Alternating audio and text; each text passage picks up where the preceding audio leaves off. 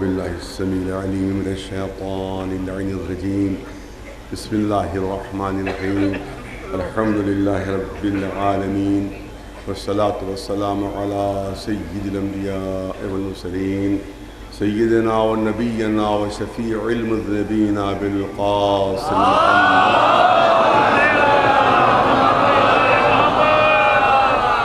وأهل بيته الطيبين الطاهرين المعصومين.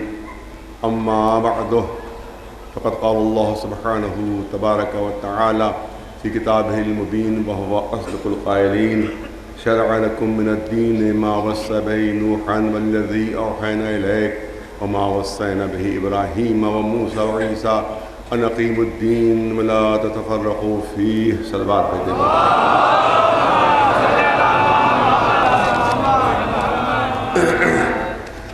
موضوع بے انتہا وسیع ہے، بہت ہی حساس اور بہت اہم،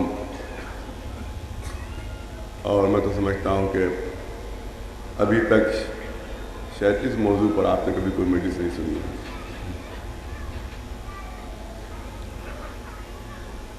اور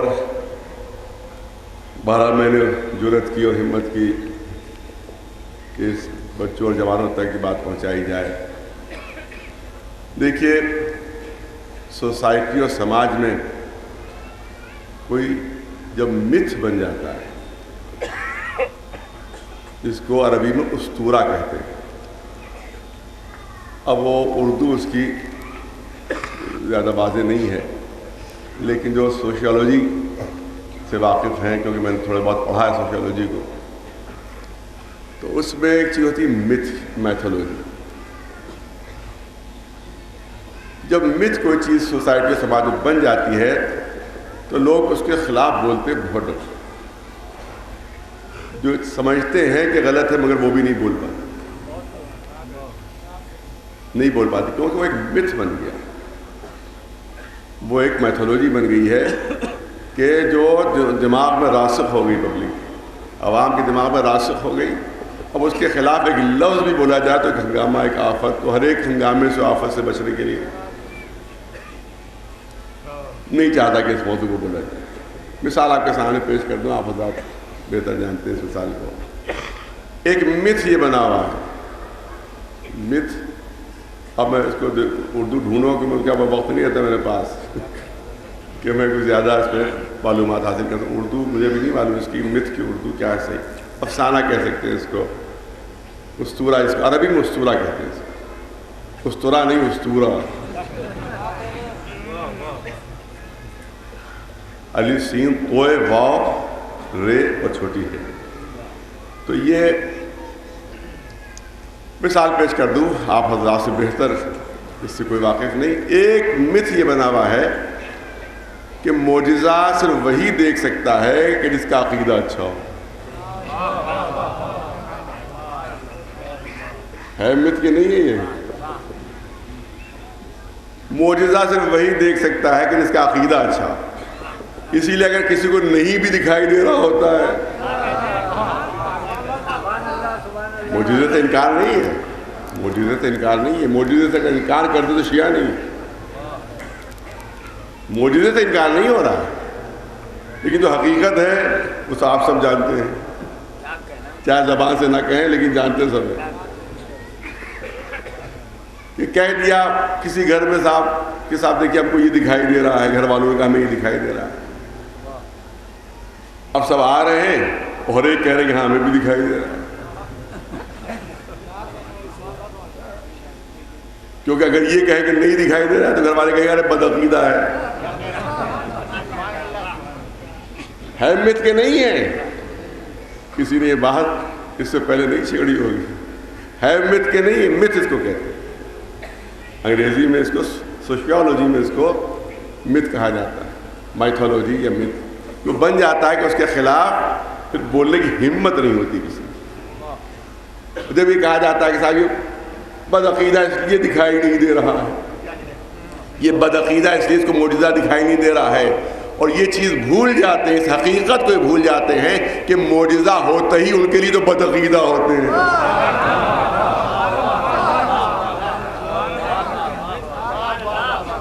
معجزہ ہوتا ہی ان کے لیے جو بدعقیدہ ہوتا ہے. جن کا عقیدہ اچھا ہوتا ہے ان کو کسی معجزے کی ضرورت نہیں ہوتی. ایک صلوات بھیجتے بنا.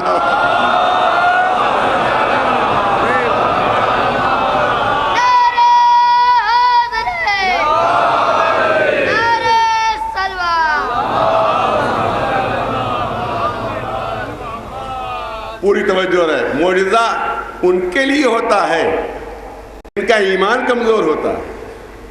معجزہ ان کے لیے ہوتا ہے, یا یوں عرض کروں معجزہ ان کے لیے ہوتا ہے کہ جو بے ایمان ہوتے ہیں, جن کا ایمان نہیں ہوتا ہے. معجزہ ان کے لیے ہوتا ہے جن کا عقیدہ خراب ہوتا ہے. معجزہ ان کے لیے ہوتا ہے. معجزہ ابو جہل کے لیے دکھایا تھا, ابو طالب کے لیے کبھی نہیں دکھایا.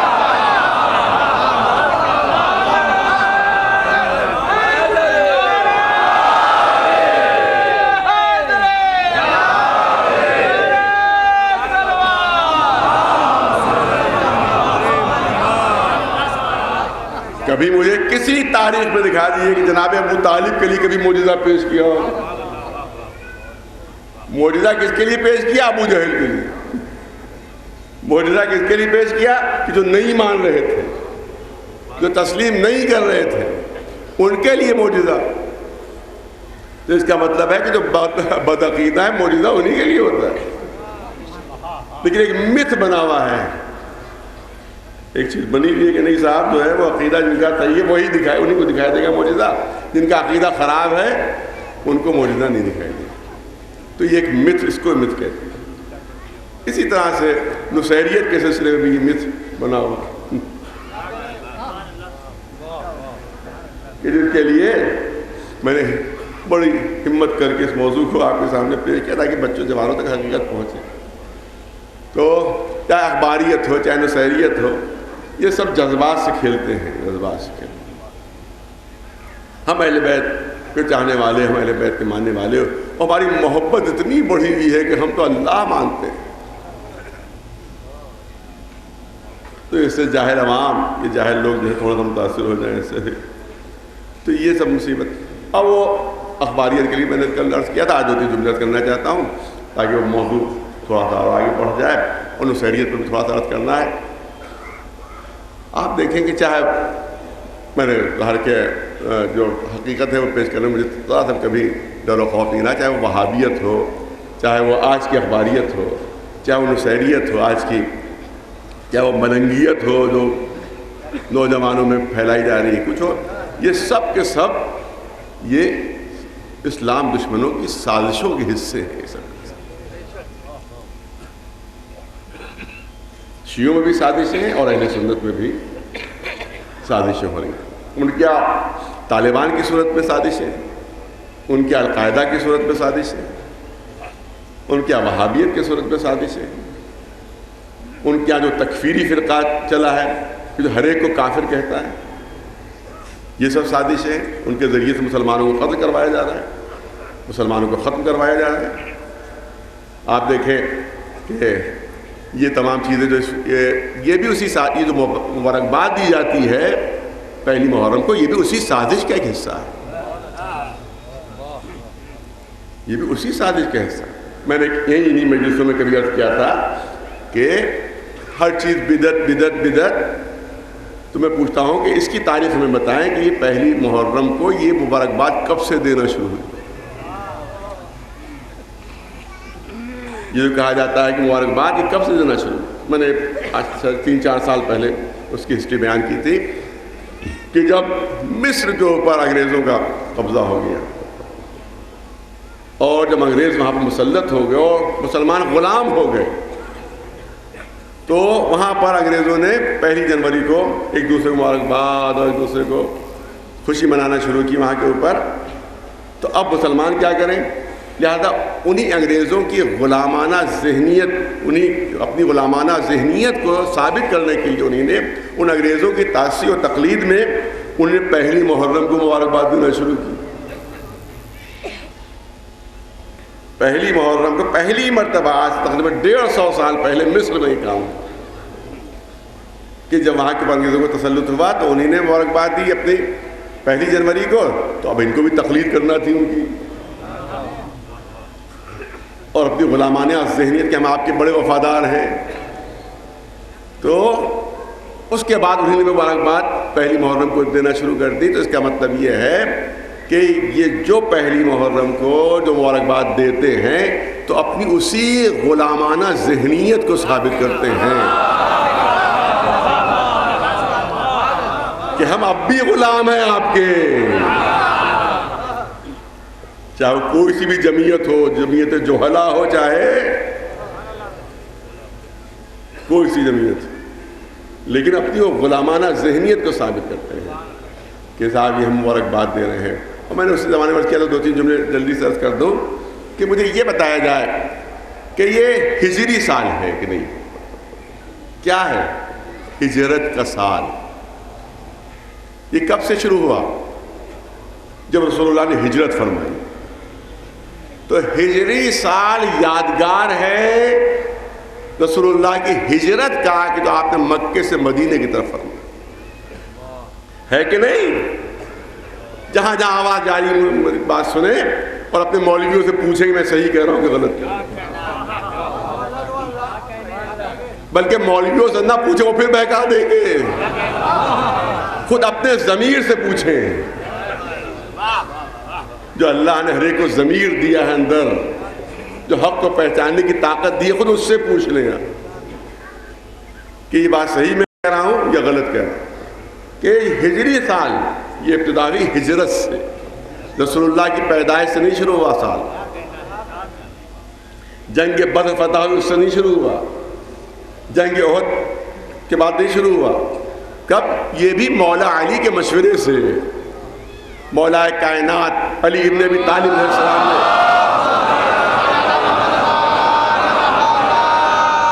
حاکم وقت کو مشورہ دیا. بحث ہو رہی تھی کہ سال انگریز اور دوسرے قومیں جو اپنا سال شروع کرتی ہیں, ہم مسلمان اپنا کیسے سال شروع کریں. بحث اور گفتگو ہو رہی تھی دربار میں, کوئی الگ الگ مشورے دے رہا تھا. مولا علی نے فرمایا تھا کہ ہجرت سے سال شروع کیا جائے, جو ہجرت کی تاریخ ہے, جو تاریخ ہے ہجرت کی, اس سے سال کی ابتدا رکھی جائے. تو اس کا مطلب یہ ہے کہ جس دن ہجرت ہوئی رسول اللہ کی مکے سے مدینے کی طرف, اس سے ہوئی سال کی ابتدا. تو مجھے اتنا بتا دو کہ ہر وقت سیرت رسول اللہ اور سنت رسول اللہ کا تذکرہ ہوتا ہے, اور کوشش یہ ہوتی ہے کہ رسول اللہ کی سیرت و سنت پر عمل کیا جائے.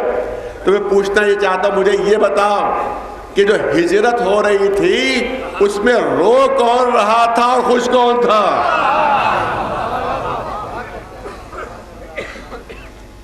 کیا رسول اللہ خوش تھے ہجرت کے وقت؟ غمگین تھے اللہ کے رسول موقع ہجرت پر؟ کیا مسلمان خوش تھے ہجرت سے؟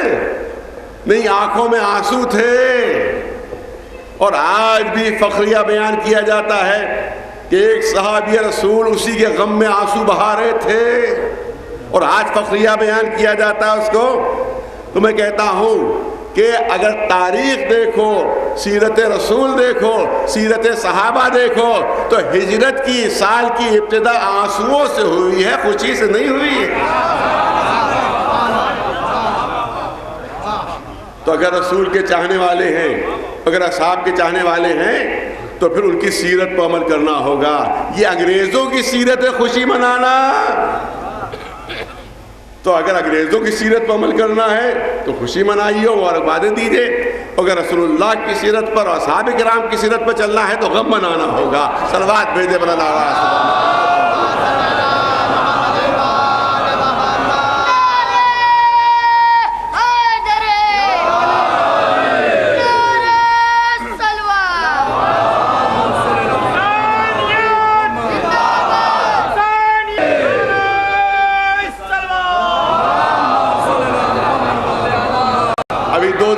دو-تین دن پہلے کی بات ہے.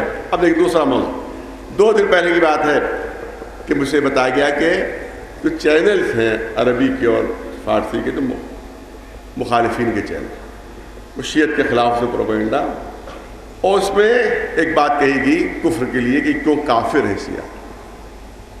ٹی وی چل رہا ہے, کیوں کافر ہے شیعہ؟ اس لیے کافر ہے کہ قرآن میں تحریف کے قائل ہیں۔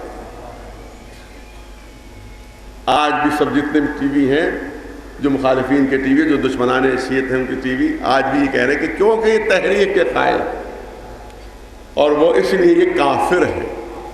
یہ کافر ہے کیونکہ جو بھی قرآن میں تحریف کا قائل ہو کہ عدل بدل ہو گئی قرآن میں، کمی اور تحریف کا مطلب کیا؟ کمی یا زیادتی، اس کو کہتے ہیں تحریف۔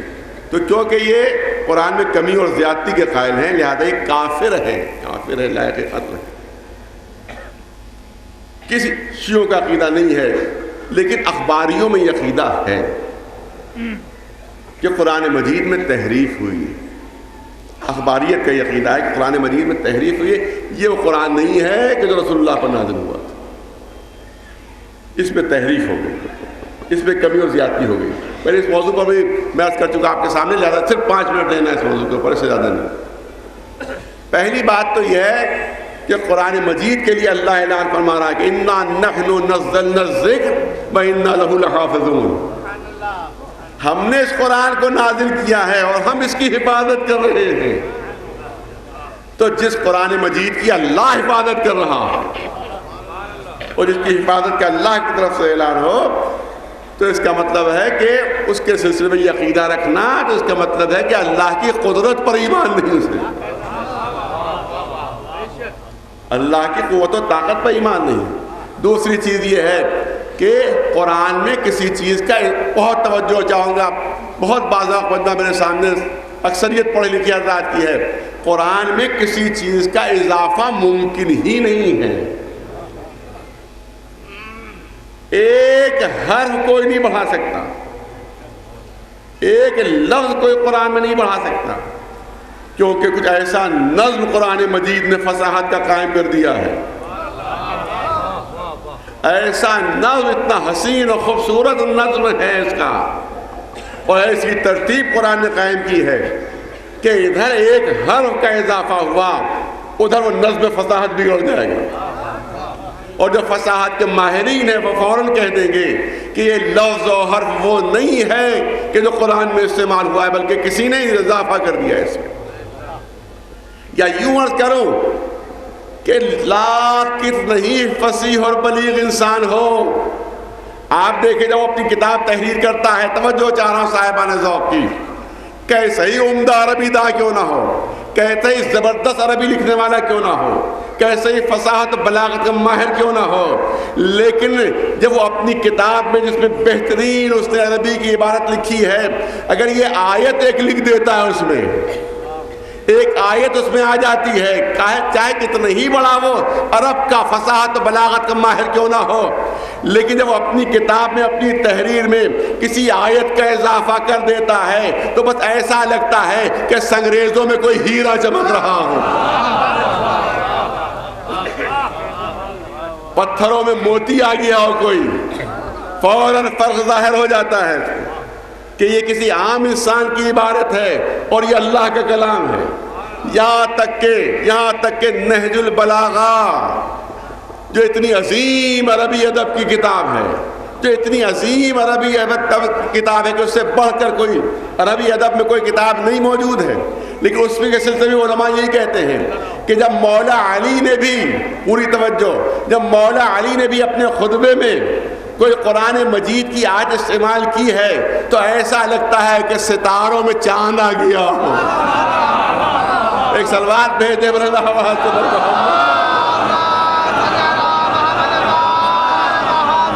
نہیں، آپ نے فرق محسوس کیا؟ جب عام انسان کوئی بہترین عبارت لکھے، اس میں قرآن کی کوئی آیت آ جائے تو لگتا ہے کہ سنگریزوں میں ہیرا آ گیا ہو، لیکن جب مولا علی کوئی عبارت لکھتے ہیں یا کوئی خطبہ دیتے ہیں، اس میں قرآن کی کوئی آیت آ جاتی ہے تو لگتا ہے ستاروں میں چاند آ گیا ہو۔ ایک صلوات بھیجتے ہیں بر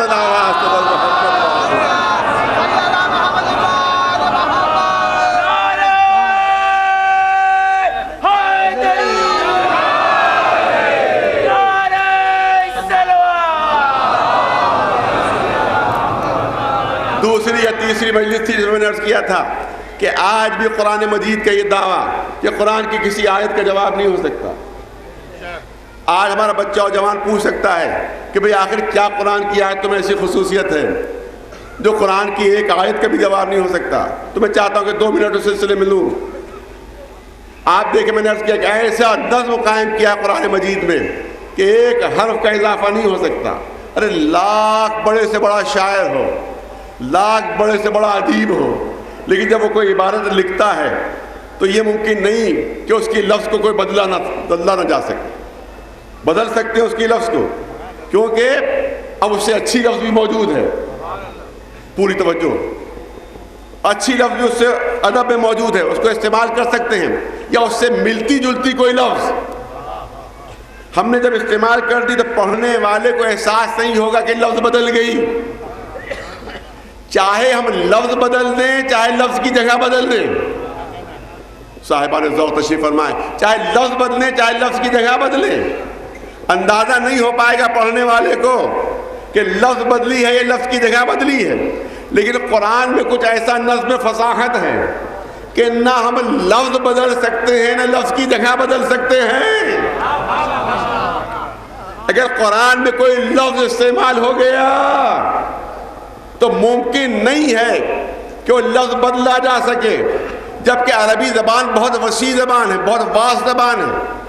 وہاں ایک ایک چیز کے لیے 500 اور ہزار لفظ ہیں. تلوار کے لیے 1000 سے زیادہ لفظ ہیں. شیر جو جنگل کا جانور، اس کے لیے 500 زیادہ نام ہیں. اسی طرح سے آپ دیکھتے جائیں، یہ جن کو مترادفات کہا جاتا ہے، جن کو سنونیمز کہا جاتا ہے، کہ اگر ایک لفظ ہٹا کر دوسری لفظ رکھ دی جائے تو پڑھنے والے کو احساس نہیں ہوگا کہ لفظ بدلی. لیکن قرآن نے کچھ ایسا نظم فصاحت وہاں پر قائم کر دیا ہے کہ اگر ایک لفظ بدلی جائے گی تو فوراً نظم فصاحت بگڑ کر بولے گا کہ یہ وہ لفظ نہیں ہے کہ جو قرآن میں استعمال ہوئی تھی. تو نہ ہم لفظ بدل سکتے ہیں، نہ لفظ کی جگہ بدل سکتے ہیں، نہ لفظ کی ترتیب بدل سکتے ہیں. توجہ چاہ رہا ہوں. ارے ادھر لفظ بدلے گی نظم فصاحت بگڑ جائے گا، ادھر لفظ کی ترتیب بدلے گی نظم فصاحت بگڑ جائے گا، ادھر لفظ کی جگہ بدلے گی نظم فصاحت بگڑ جائے گا. تو اس کا مطلب یہ ہے کہ اگر دست قدرت، ذرا سا لفظوں کو بدل کر عرض کرو تاکہ بات زیادہ واضح ہو جائے، اگر دست قدرت کسی لفظ کو بھی کہیں پر بٹھا دیتا ہے، اگر دست قدرت کسی لفظ کو بھی کہیں پر بٹھا دیتا ہے تو نہ لفظ بدلی جا سکتی ہے، نہ لفظ کی جگہ بدلی جا سکتی ہے، نہ لفظ کی ترتیب بدلی جا سکتی ہے، کیونکہ فوراً نظم فصاحت بگڑ جائے گا. تو اگر دست قدرت کسی شخصیت کو کہیں بٹھا دے تو نہ شخصیت بدلی جا سکتی ہے، نہ شخصیت کی جگہ بدلی جا سکتی ہے، نہ شخصیت کی ترتیب بدلی جا سکتی ہے. اگر لفظ بدلو گے تو نظم فصاحت بگڑ جائے گا، اگر شخصیت بدلو گے تو نظم ہدایت بگڑ جائے گا. ایک صلوات بلند آواز محمد.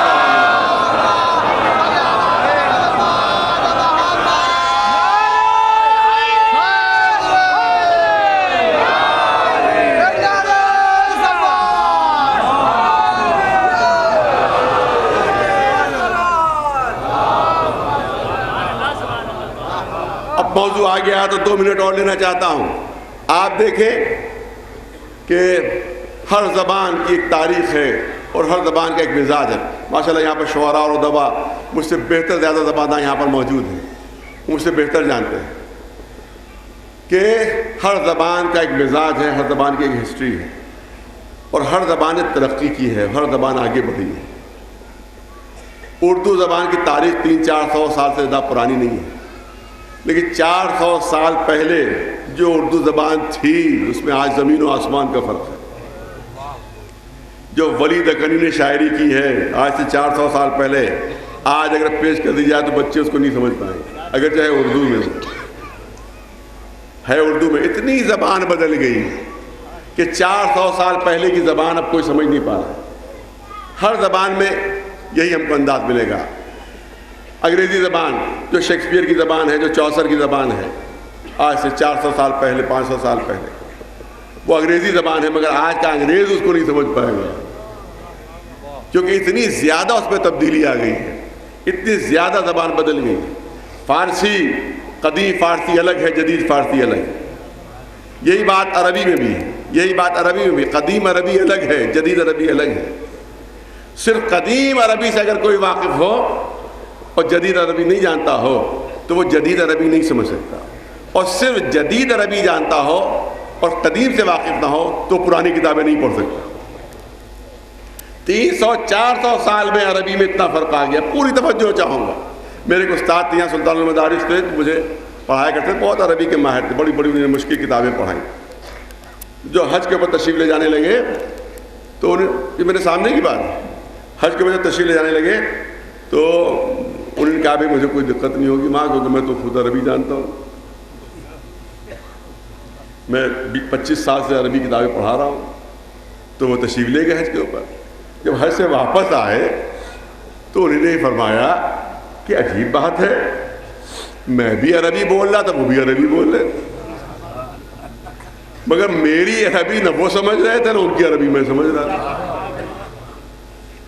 معلوم ہے چند سالوں میں 200 برس 300 برس میں عربی زبان میں اتنا فرق آ گیا کہ ایک عربی کا استاد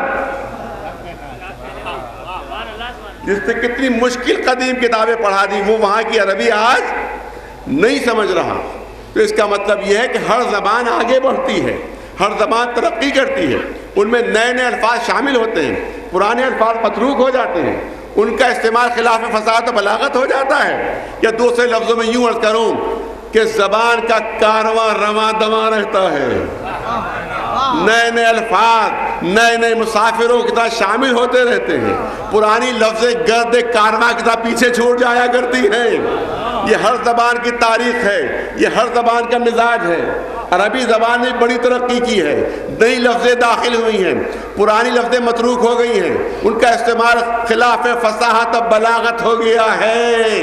ارے 300 برس 400 برس میں زبان کہاں سے کہاں پہنچ جاتی ہے۔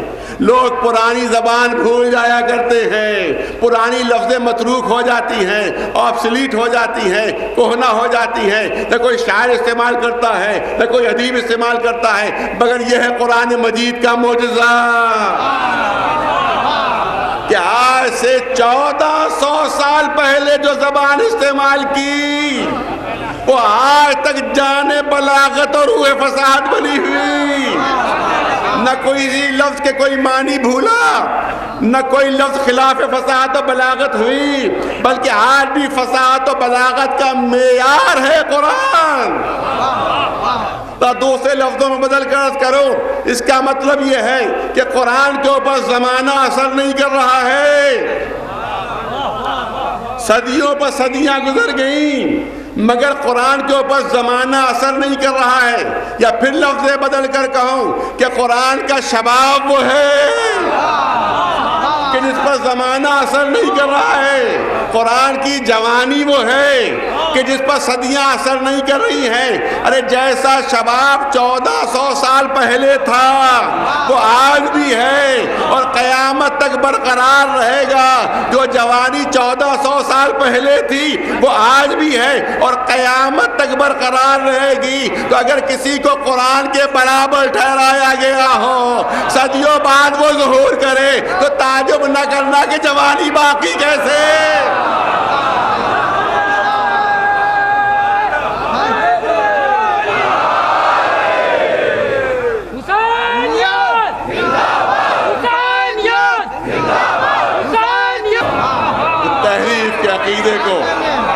تحریف کے عقیدے کو ہمارے علماء نے ریجیکٹ کر دیا ہے۔ کوئی شیعہ عالم تحریف کا قائل نہیں ہے، جھوٹا الزام ہے۔ کچھ کتابوں میں مل جاتا ہے لیکن تمام شیعہ علماء نے اتنی بزرگ ہیں، انہیں سب اس کو ریجیکٹ کر دیا ہے۔ اور پھر میں انٹرنیٹ پہ آپ چلے جائیے اور نصیریت آپ ڈالیے گا تو اس کے بعد وہ آئے گا، نیچے لکھا ہوا دیکھیے یہ ہے شیعوں کے عقائد۔ کون؟ ایک بغیر داڑھی کا شخص بیٹھا ہوا اور اس کے بعد وہ ہانک رہا ہے ادھر ادھر کیا کہتے ہیں کہ یہ شیعہ عقائد اس لیے کافر ہے، یہ شیعہ عقائد اس لیے کافر ہے۔ تو شیعہ عقائد اگر تم کو پوچھنا ہو تو اس جاہل ذاکر سے پوچھ رہے ہو کہ جس کو خود نہیں معلوم کہ عقیدہ کیا ہے۔ عقیدے بیان کرنے کے لیے علماء ہیں، جو علماء بتاتے ہیں عقیدہ ہمارا کیا ہے، مجتہدین بتاتے ہیں کہ عقیدہ کیا ہے، جاہل ذاکرین نہیں بتا سکتے۔ اسی سے وہ سوء استفادہ کرتے ہیں، مس یوز کرتے ہیں، وہ کہتے ہیں شیعہ عقائد یہی ہیں، اور یہی حال نصیریت کے سلسلے میں ہے۔ آج بھی کچھ لوگ ہیں ہمارے پڑوسی ملک میں زیادہ ہیں، یہاں بھی یہ وبا اور یہ مرض یہاں بھی شروع کیا جا رہا ہے، وہ بھی صرف امریکہ اسرائیل کی سرپرستی میں شروع کیا جا رہا ہے۔ اور آپ یاد رکھیں عبداللہ ابن، اب موقع بڑی مشکل یہ ہے کہ اتنا کم وقت ہے اور موضوع بہت زیادہ تفصیل طلب ہے، لہذا میں چاہتا ہوں کہ کم وقت میں زیادہ باتیں آپ حضرات تک پہنچیں۔ عبداللہ ابن سبا بھی ایک افسانہ ہے، ایک متھ ہے۔ عبداللہ ابن سبا کا کوئی وجود نہیں تھا، اور صرف طبری کی تاریخ جو ہے جو اس میں صرف عبداللہ ابن سبا کا افسانہ موجود ہے، ورنہ کسی بھی مسلمان تاریخ میں عبداللہ ابن سبا کا نام بھی نہیں ہے۔ عبداللہ ابن سبا جس کے لیے کہا جاتا ہے کہ یہودی تھا، اور اسی نے ہی شیعہ مذہب ایجاد کیا، اور سارے عقائد جو ہیں وہ عبداللہ ابن سبا کے ذریعے سے آئے ہیں، اور اسی میں مولا علی کی محبت کا عقیدہ، ان کی وصایت کا عقیدہ، مہدویت کا عقیدہ، رجت کا عقیدہ، یہاں تک کہ یہ بھی کہا گیا کہ اس کا تناسخ کا عقیدہ تھا جو شیعوں نے آج بھی لے لیا ہے، جس کو آوا گمن کہتے ہیں۔ اتنے ماشاءاللہ یہاں اتنی بڑی تعداد میں شیعہ موجود ہیں، کیا کسی کا عقیدہ یہ ہے آوا گمن پر کہ ہم پہلے کچھ اور تھے اب ہم کچھ اور ہیں؟ تناسب یعنی آوا گمن، اور بنا میں یہی ہندی مجھے اس کی آتی ہے، اردو میں آوا گمن ہی کہا جاتا ہے۔ تناسب یعنی ایک روح ہماری پھر دوسرے جسم میں چلی جائے، پھر تیسرے جسم میں چلی جائے، روح وہی رہے، جسم بدلتے رہے، اس کو کہتے ہیں تناسب۔ آج بھی تناسب کا عقیدہ نصیریوں میں ہے، آج بھی ہے تناسب کا عقیدہ، اور یہ کہتے ہیں کہ نہ قیامت ہے، نہ جنت ہے، نہ جہنم ہے۔ اگر برے کام کیے تو کوئی کتا بن جائے گا، کوئی سور بن جائے گا، کوئی سانپ، کوئی اژدہا، اور یہی جہنم ہے۔ اور اچھے کام کیے تو ہو سکتا ہے فرشتہ بن جائے، ہو سکتا ہے کوئی اور بہت بلند بادشاہ بن جائے، کہیں امیر بن جائے، اس کا مطلب کہ یہ اچھے کام۔ مہاتما، اب ظاہر ہے کہ میں نے جو سورس ہے وہ عربی اور فارسی کتابیں ہیں، اصل سورس میں نے نہیں دیکھے، لہٰذا مہاتما بدھ کے سلسلے میں یہی کہا جاتا ہے کہ ان کے یہاں بھی آواگمن کا عقیدہ ہے، مگر تھوڑا فرق کے ساتھ۔ وہ کہتے ہیں کہ روح کے کمال کا نام ہے تناسب۔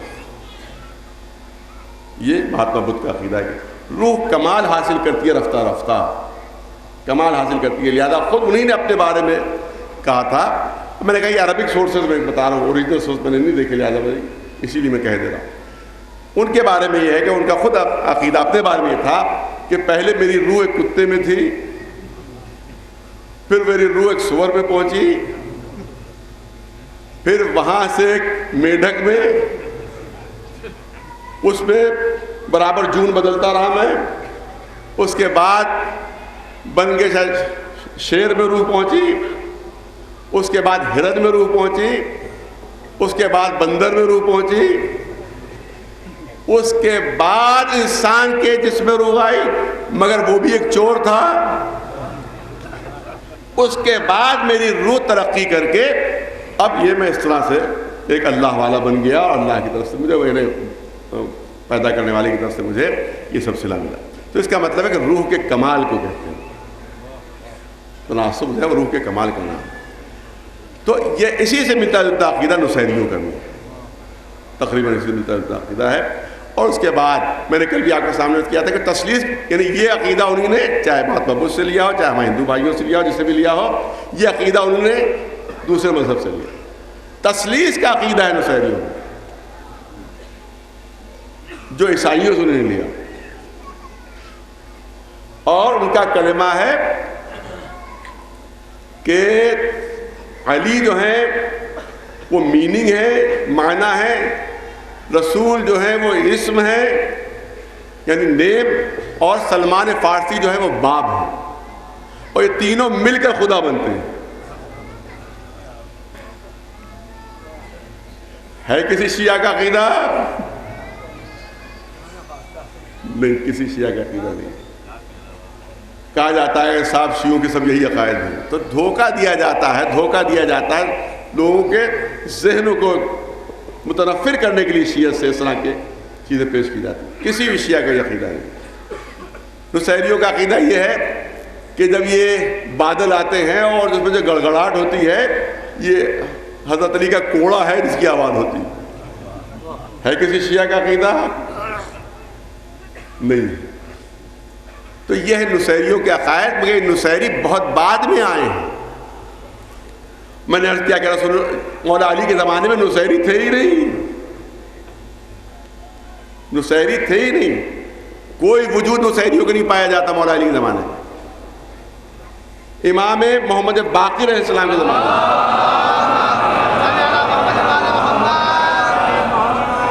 مغیرہ ابن سعید نام کا ایک شخص تھا جس نے 5ویں امام کے لیے یہ اعلان کیا کہ یہ اللہ ہے. 5ویں امام کے مولا نے اس پر لعنت کی، اور یہاں تک کہ مولا نے کہا کہ اس کا خون حلال ہے، یہ ہمیں بدنام کر رہا ہے، یہ ہمارے عقائد کو مسخ کر رہا ہے. پھر ابو الخطاب نام کا ایک شخص تھا جس نے 6 امام کے لیے کہا کہ یہ خدا ہے.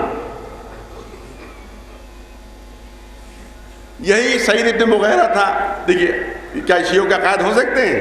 یہی سعید ابن مغیرہ تھا کہ اس نے 6 امام کو خط لکھا کہ آپ میری نبوت کو مانیے اگر نجات چاہتے ہیں. امام کو خط لکھ رہا ہے کہ اگر آپ نجات چاہتے ہیں تو میری نبوت کو ماننا پڑے گا. کیا کوئی شیعہ ہوگا یہ؟ نہیں. شیعت کو بدنام کرنے کے لیے اس طرح کی چیزیں گڑھی گئی ہیں.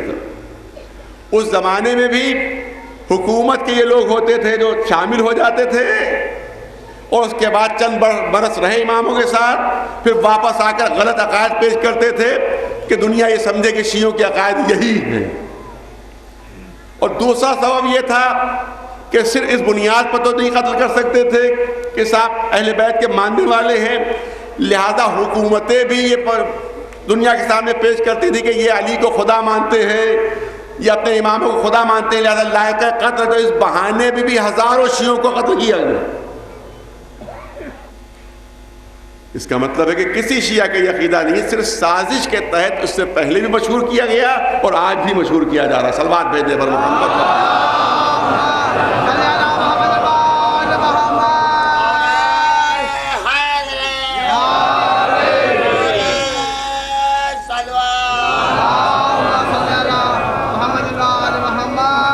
ظاہر ہے کہ تمام چیزیں تو میرے ذہن میں نہیں ہے، جتنا اس وقت ذہن میں آ سکا میں نے آپ کے سامنے پیش کر دی. انشاءاللہ کل بھی تھوڑی بہت اس پر گفتگو ہوگی. میں چاہتا ہوں کہ فضائل میں بھی کمی نہ ہونے پائے. صلوات بھیجے پر محمد.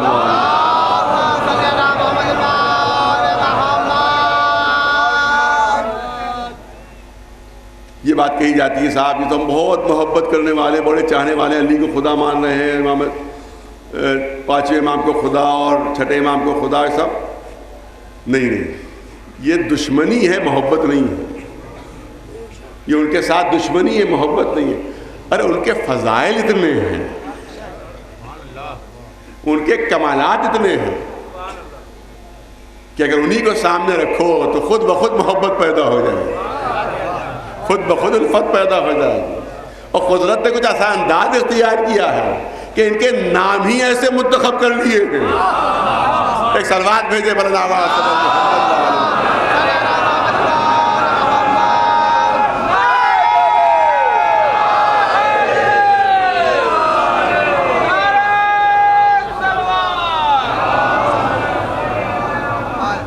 ارے ہمیں کسی کی برائی کی ضرورت ہی نہیں ہے. ان کے نام ایسے ہیں کہ جو بھی مقابلے پر آئے گا خود بخود قابل مذمت بن جائے گا. محمد. صلوات بھیجے پر محمد. محمد کے معنی قابل تعریف، محمد کے معنی قابل تعریف. تو جو بھی ان کے مقابلے پر آئے گا وہ خود بخود قابل مذمت بنے گا، کیونکہ ان کا نام ہے محمد کے معنی قابل تعریف. تو جو مقابلے پر آئے گا خود بخود قابل مذمت بن جائے گا. علی کے معنی ہے بلند، علی کے معنی ہے بلند، تو جو بھی مقابلے پر آئے گا خود بخود پست و ذلیل ہو جائے گا.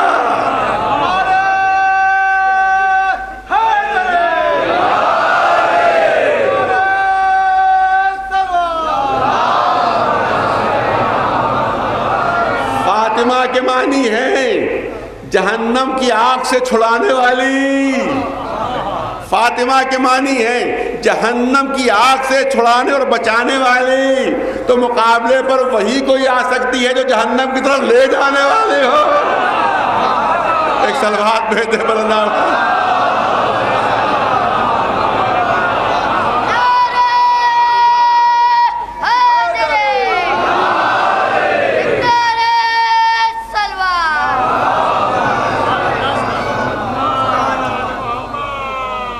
نام رکھا حسن. حسن عربی میں صفت مشبہ ہے.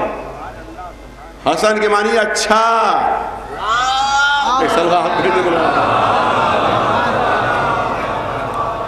حسن کے معنی اچھا، اچھائیوں کا مرکز وہ حسن. تو جو آئے گا مقابلے پر وہ خود بخود برائیوں کا مرکز بنے گا. حسن کے معنی اچھا. آپ دیکھیں، اگر ہم دیکھیں تو الگ الگ اچھائیاں اگر دیکھیں، الگ الگ صفات دیکھیں تو ہم کو بہت کچھ دیکھنا پڑے گا. نمازی ہونا، نماز پڑھنا ایک اچھائی ہے. ہم نے کسی نمازی کو نماز پڑھتے دیکھا، ہم نے کہا یہ اچھا ہے، نمازی ہے، تو اس کا مطلب نمازی ہونا ایک اچھائی ہے. کوئی اگر سخی ہے، سخاوت کرنے والا، تو ہم کہتے ہیں بڑا اچھا آدمی ہے. یہ سخاوت کی صفت کہاں میں ہے؟ تو اس کا مطلب سخاوت ایک اچھائی ہے. اگر کوئی دوسروں کی مدد کرتا ہے تو ہم کہتے ہیں صاحب یہ دوسروں کی مدد کرتا ہے، تو اس کا مطلب دوسروں کی مدد کرنا ایک اچھائی ہے. اسی طرح سے ایمانداری ہے. ہم نے دیکھا بڑا ایماندار ہے، ہم نے کہا ایمانداری کی اچھائی چیز اس میں صفت میں پائی جاتی ہے اس میں. تو اس کا مطلب ہے کہ اگر ہم الگ الگ صفتیں ڈھونڈیں گے اور الگ الگ کمالات ہم ڈھونڈیں گے تو ہم کو تو پورا قرآن پڑھنا پڑے گا. ارے توجہ چاہ رہا ہوں. الگ الگ صفات اگر ڈھونڈیں گے، الگ الگ کمالات اگر ہم تلاش کریں گے تو ہمیں پورا قرآن پڑھنا پڑے گا. قرآن مجید میں کہیں انبیاء کی تعریف ہے، کہیں صلحاء کی تعریف ہے، کہیں شہداء کی تعریف ہے، کہیں امام کی تعریف ہے، کہیں نبی کی تعریف ہے، کہیں وسیع کی تعریف ہے. تو ہر ایک تعریف الگ الگ ملے گی. ارے رسول نے اللہ کے حکم سے اپنے بڑے نواسے کا نام حسن رکھا. حسن کے معنی اچھا، یعنی اگر کوئی بھی اچھائی ڈھونڈنا ہو تو حسن کو دیکھ لو. تمام اچھائیوں کے مجموعے کا نام ہے حسن. صلوات بھیج دیں محمد.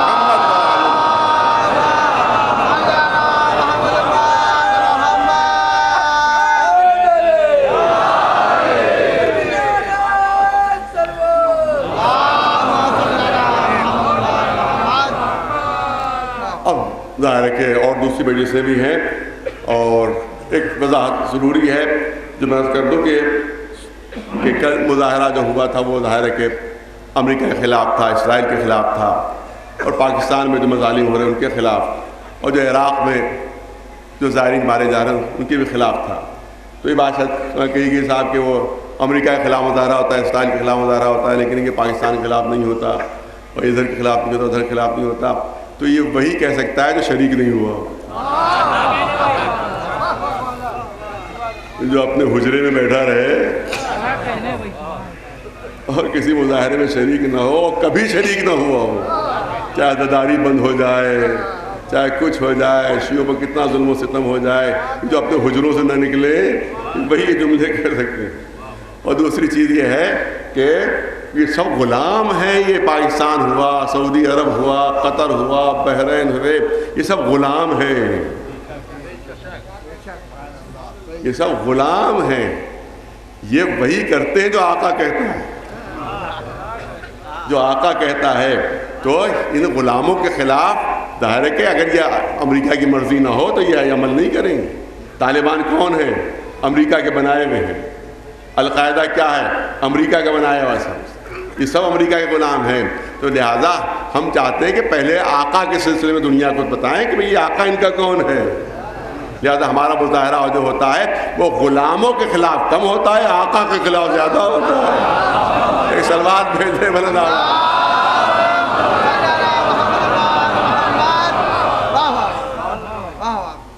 کہا جاتا ہے کہ جنت البقیع کے سلسلے میں ہم مظاہرہ کر رہے ہیں سعودی عرب کے خلاف، فلاں کے خلاف، فلاں کے خلاف. تو اس کو میں نے بیان دیا تھا کہ بھائی یہ ایک گلاس پانی بھی امریکہ کی مرضی کے بغیر نہیں پی سکتے. لہذا اگر وہاں کے روزے بنوانا ہے تو امریکہ کے خلاف مظاہرہ کرو. اگر ان کی طرف سے ہلکا سا اشارہ بھی ہو جائے گا تو روزے بنا دیں گے. پھر ان کی ضرورت نہیں ہوگی، نہ ان کو مذہب یاد آئے گا نہ دین، کیونکہ وہ انہی کے غلام ہیں. کہا گیا صاحب کہ ارے صاحب وہ اسامہ بن لادن کو صاحب دیکھیے سمندر میں غرق کر دیا، اور صاحب کی تو خلاف شرع، امریکہ یوں مرد آباد، امریکہ یوں مرد آباد. امریکہ مرد آباد تو ہم سب کہتے ہیں، لیکن میں نے اس کو بیان دیا تھا کہ مجھے یہ بتاؤ کہ فتویٰ کس نے دیا تھا کہ سمندر میں غرق کرنا جائز ہے؟ وہ سب بھول گئے، اس کو پردہ ڈال دیا. سعودی عرب کے مولویوں نے فتویٰ دیا تھا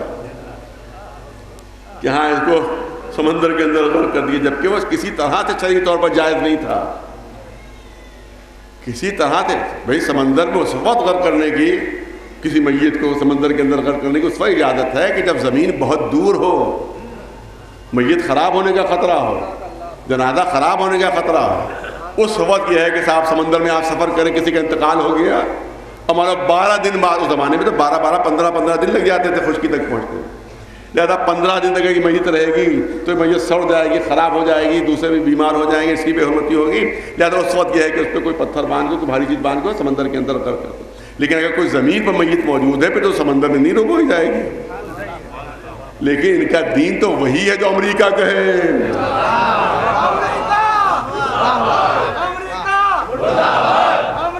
ایجنٹ سب جہاں بھی موجود ہیں، شیعہ میں بھی ہے، سنی میں بھی ہے، وہی چاہتے ہیں کہ اختلاف انتشار پیدا ہو اور سب معلومات دوسروں تک متوجہ رہیں، جو اصل مجرم ہیں ان کی طرف سے نگاہیں ہٹ جائیں. لہذا بہت ضروری ہے کہ ہم اصل دشمن کو پہنچانیں. اسی لیے عوام سے، پبلک سے کہتے ہیں کہ یہ نہ دیکھو کہ مولوی کیا کہہ رہا ہے، کیونکہ ان کی نگاہوں پر ڈالروں کے پردے پڑے ہوئے ہیں، چاہے وہ اپنے ہو چاہے غیر. میں دونوں کو کہہ رہا ہوں کہ ان کی نگاہوں پر ڈالروں کے پردے پڑے ہوئے ہیں. لہذا ان کی بات نہ دیکھو، یہ دیکھو کہ مسلمانوں کے لیے کیا چیز مفید ہے اور کیا چیز مضر ہے. اگر لڑنا مفید ہے تو خوب لڑو، اگر ایک دوسرے کو مارنا اور قتل کرنا فائدہ مند ہے تو جتنا مار سکتے ایک دوسرے کو مارو، جتنا ایک دوسرے کو قتل کر سکتے قتل کرو، جتنا لوٹ سکتے ہو لوٹو، جتنا برباد کر سکتے ہو برباد کرو، اگر اس میں فائدہ ہے. اس میں عوام کا نقصان ہے، مولوی کا فائدہ ہے. لہذا اگر سمجھ و عقل ہے تو متحد ہونا پڑے گا، ورنہ مسلمان مٹا دیے جائیں گے، ختم کر دیے گا.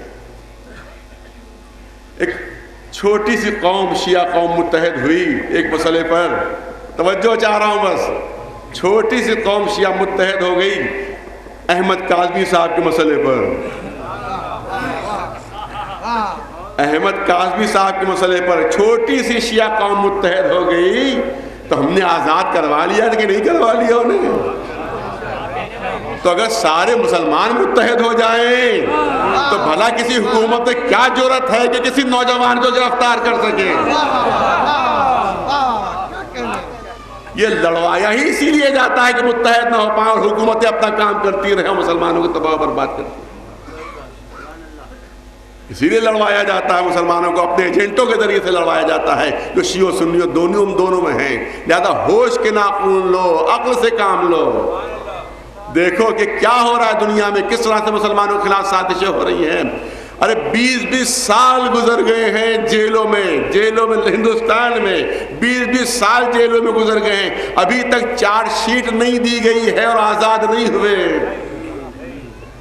کیوں آزاد نہیں ہوئے؟ کیونکہ مولویوں کو تمہارے خرید لیا جاتا ہے، لیڈروں کو تمہارے خرید لیا جاتا ہے، لہذا کوئی آزاد نہیں ہو پا رہا ہے. اگر سب کے سب مسلمان متحد ہو کر ایک پلیٹ فارم پر آ جائیں تو کسی مسلمان نوجوان کو کوئی انگلی نہیں چھپا سکتا. یہ لڑوایا اسی لیے جاتا ہے کہ جو دل چاہے جس طرح سے مسلمانوں سے سلوک کر لیں. لہذا اگر مسلمان، جیسے میں نے کہا تھا، اگر مسلمانوں کو دنیا میں زندہ رہنا ہے تو متحد ہونا پڑے گا. صلوات بھیجے بلند آواز سے.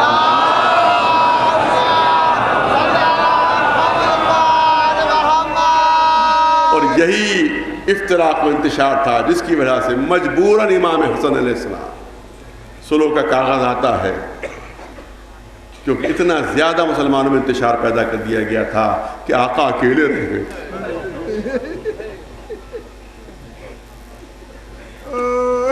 مولا اکیلے رہ گئے تھے. اور آخر میں اس پر بھی دل کو سکون نہیں ہوا، بلکہ زہر دیا جاتا ہے. اور آقا زہر کی تکلیف سے تڑپ رہے.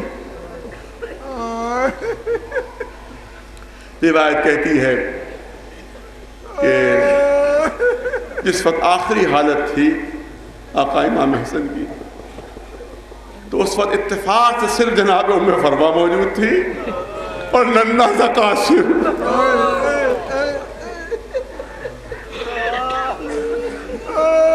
کہ جن کا سن اس وقت بہت کم سنی کا عالم تھا، 3 برس کا شاید سن رہا.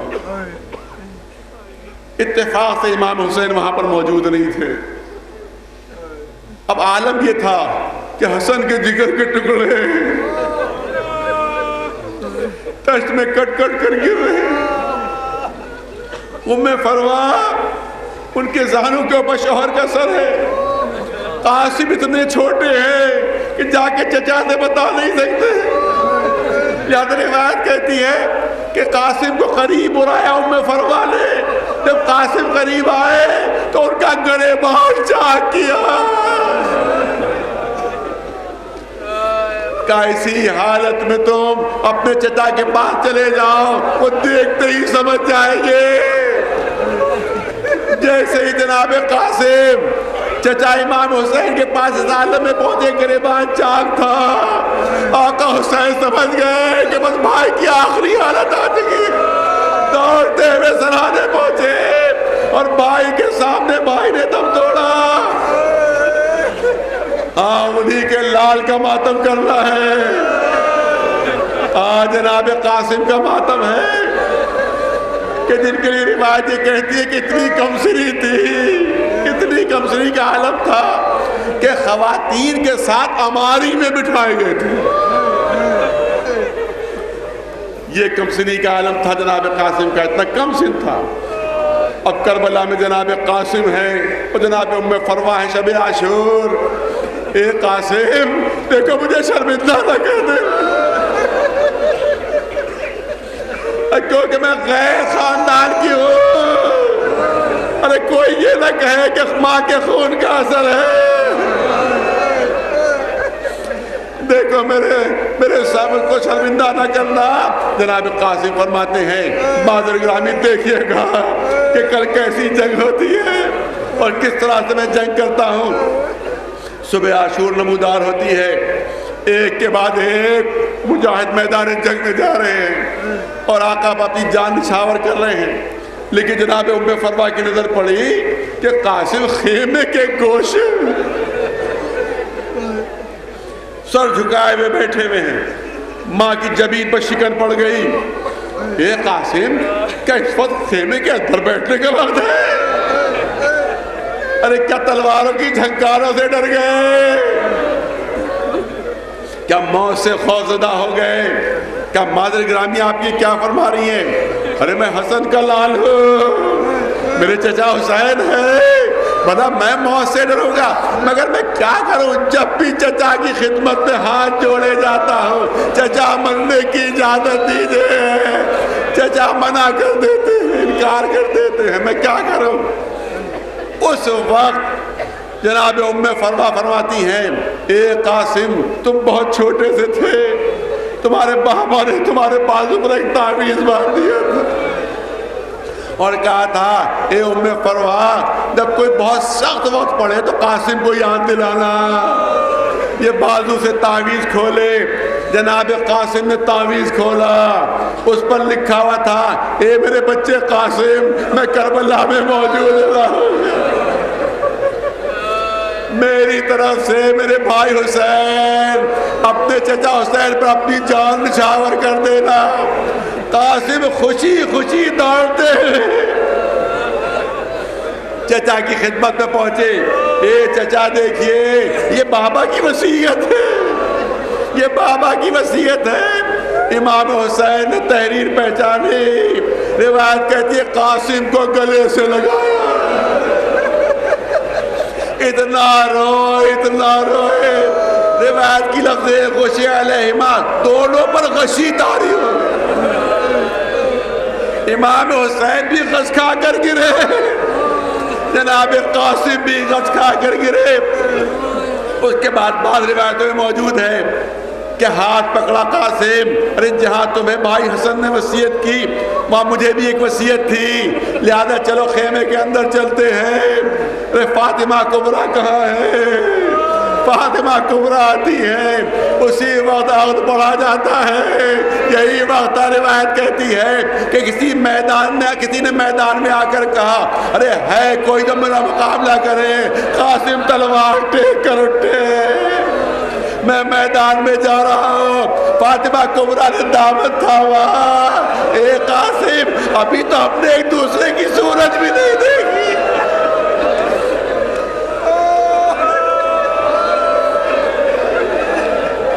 اے قاسم میدان حشر میں ہم ایک دوسرے کو کیسے پہچانیں گے؟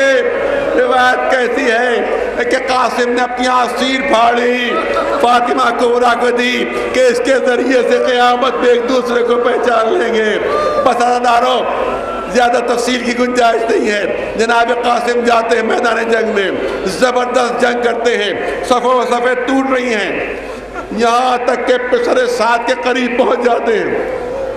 اس ملعون کو خوف محسوس ہوتا ہے، ڈر محسوس ہوتا ہے کہ یہ بچہ میرے پاس نہ آ جائے گی، مجھ پر حملہ نہ کرے۔ قریب میں بہت زبردست پہلوان کھڑا ہوا تھا، اس سے کہتا ہے جا اور جا کر اس بچے کی ماں کو اس بچے کے غم میں رلا دے۔ وہ ملعون پہلوان جھومتا ہوا آگے بڑھتا ہے، مگر بڑا بزدل ہے، بڑا بزدل ہے۔ ارے بجائے اس کے سامنے سے آئے، گھوڑے کو کعوہ دیتا ہے، موڑتا ہے، جناب قاسم کی پشت پر پہنچ جاتا ہے۔ ارے کاش کوئی چاہنے والا وہاں موجود ہوتا جو آقا کو ہوشیار کر دیتا۔ اے آقا، قاتل آپ کی پشت پر پہنچ گیا۔ قاسم سامنے جنگ کر رہے ہیں، قاتل پشت پر پہنچا، زبردست تلوار کا وار قاسم کے سر پر پڑا، قاسم تیورا کر زمین پر گرے۔ آواز دی چچا بچا لیجیے، اے چچا میری خبر لیجیے۔ حسین پہنچے آگے، غیظ کے عالم میں آگے بڑھے، دیکھا قاتل قاسم ہاتھ میں تلوار لیے ہوئے، جس سے جناب قاسم کے سر کا خون ٹپکتا ہوا غیظ سے حملہ کیا، تلوار کا وار کیا۔ امام حسین نے، قاتل قاسم نے اپنا ہاتھ بلند کر دیا، ہاتھ اس کا کٹ گیا، پھر چاہتے تھے کہ آقا اسے قتل کر دے۔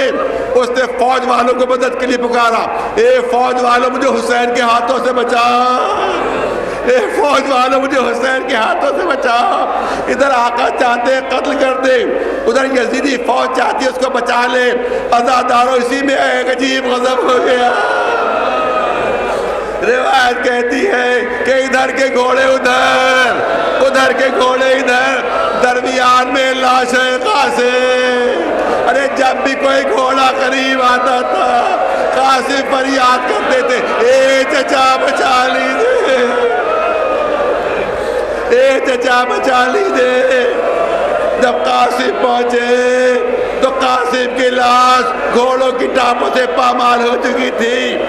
یہاں پر دو روایتیں، کیونکہ فرمائش ہے اس لیے پیش کر رہا ہوں، دو روایتیں ہیں۔ ایک روایت تو یہ ہے کہ قاسم کا لاشا اٹھا لیا حسین نے، سینے سے سینہ ملا ہوا، پیر زمین پر خط دیتے ہوئے لا کر گنجے شہیدہ میں رکھا۔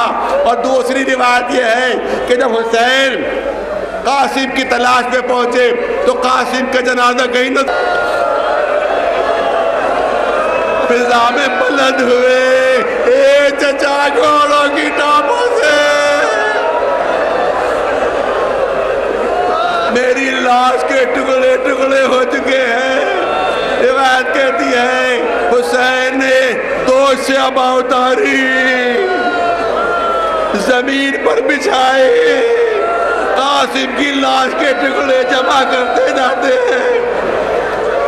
ابا میں وہ لاش کے ٹکڑے رکھے، ابا کو تہ کیا، ابا سر پر رکھی، خیموں میں پہنچے، ام فروا کہاں ہے ذرا بلا دو، بندوتی دولے ام فروا کہاں ہے بلا لو۔ جناب ام فروا آتی ہے، جناب ام فروا تشریف لاتی ہے۔ ام فروا کہتی ہیں آقا کیا ہوا، مولا کیا ہوا؟ ارے کہا قاسم شہید ہو گئے، کربلا کے میدان میں اسلام کے اوپر نثار ہو گئے۔ اب ام فروا کہتی ہیں کہ بڑا اچھا ہوا، ارے مجھے شرمندگی سے میرے بیٹے نے بچا لیا، مگر آقا سے اتنا بتا دیجئے، بس آخری جملے سے اتنا بتا دیجئے کیا میرے بچے سے کوئی خطا ہو گئی نہیں؟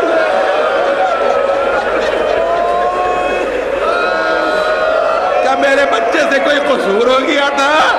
کہیں تم ام فرما یہ بات کیوں کہہ رہی ہو؟ کہا آقا آپ سب کی لاشیں لائے مگر میرے بچے قاسم کا لاشا نہیں لائے۔ یہ سننا تھا، فرماتے ہیں اے زینب آگے بڑھو، اے ام کلثوم آگے بڑھو، ارے ایک بازو تم سامھ لو، ایک بازو تم تھا لو، اللہ ام فرما کو سنبھال لو، یہ کہہ کر سر سے ابا اتاری، ابا جب کھولی قاسم کے لاش کے ٹکڑے ام فرما میں